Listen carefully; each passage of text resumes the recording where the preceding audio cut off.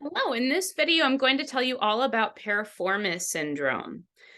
So first off, what is piriformis? It is a small muscle in the posterior hip. It is deep to the gluteal muscles. So your gluteal muscles cross right across here in the posterior side. So that's gluteus maximus, and then gluteus medius and minimus come down this way. And here is piriformis. It's this little muscle that is deep to both gluteus maximus and medius, and it is next door neighbors with gluteus minimus. So interestingly, piriformis lies directly on top of the sciatic nerve. So the sciatic nerve emerges from the spinal cord up here, and then it passes through this space underneath piriformis, and then it's a large, thick nerve, the largest in the body, and it passes all the way down the posterior side of the entire leg.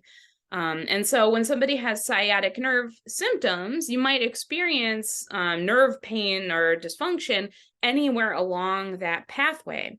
Now, because piriformis sits directly on top of that nerve, when it becomes hypertonic, meaning that it's overactivating, it can put pressure on that nerve and cause those types of symptoms. Also, about 9% of the population has sciatic nerve that is passing through the belly of piriformis.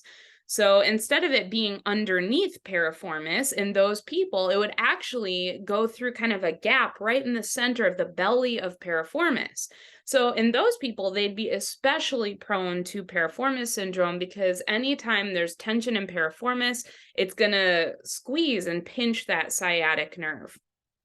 All right, so what is piriformis syndrome? As I've mentioned, piriformis, if it becomes hypertonic or there's any kind of spasticity there, so it's contracting in a way that it shouldn't, it can put pressure on the sciatic nerve, and especially if you are someone where the sciatic nerve passes through the belly of the muscle.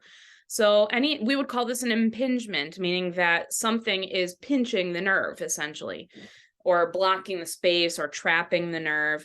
And so when that happens, it will mimic other conditions that also cause sciatic pain. So when the symptoms are really symptoms of the sciatic nerve, then anything that causes damage or injury or impingement of the sciatic nerve is going to create pretty much the same signs and symptoms.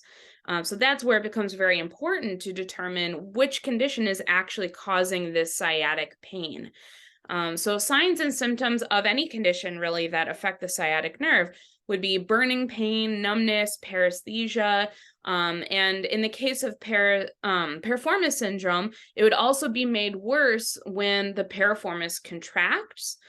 So when you're doing an assessment to determine if this is piriformis syndrome, then you can have the person move in different ways so that they contract that they're causing contraction of their piriformis. And if that causes pain, then that's very telling. It would also be painful or create those unusual symptoms that they have if you palpate piriformis. And then it also would be aggravated during prolonged sitting. So how can we treat piriformis syndrome? So any kind of therapy to address the hypertonicity of piriformis is going to improve the condition.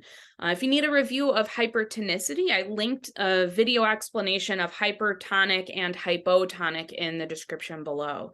But anything that we can do to cause that muscle to contract to a lesser extent so that it goes back to its normal resting tension is going to help this condition. So stretching, strengthening, foam rolling. There are different massage modalities, and if you work with a practitioner who really knows what they're doing and how to address piriformis specifically, that's going to be enormously helpful here.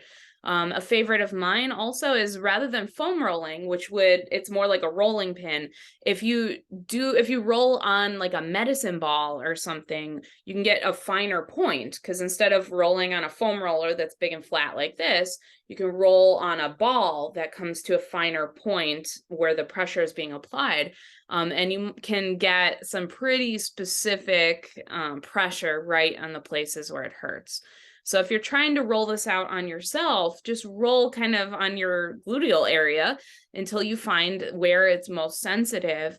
And then just kind of maintain pressure there a little bit and give the muscle some time to kind of unwind and relax. And that should help move you in the right direction. Now, if normal, like manual modalities and things like what I'm describing, if those aren't helping, then there are medical treatments that can be used here. Like they can inject steroids, which would help reduce inflammation. And then if it comes to it, they will even give Botox injections, because the goal of Botox is to paralyze a muscle. That's why it's used on the face, is because it prevents the use of the muscles in the face and therefore prevents wrinkles that are caused by the movements of the face.